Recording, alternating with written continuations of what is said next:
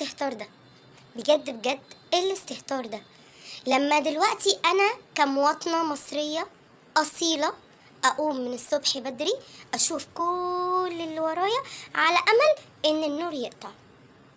دلوقتي حضرتك الساعة 6:10 والنور ما قطعش. لعل المناخير ان شاء الله. لا بجد لعل المناخير. وامبارح النور ما قطعش خالص طول اليوم.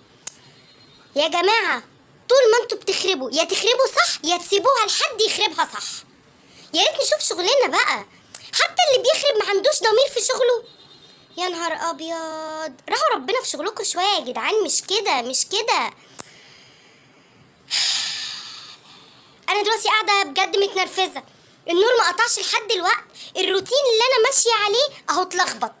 انا مش عارفه اعمل ايه دلوقتي.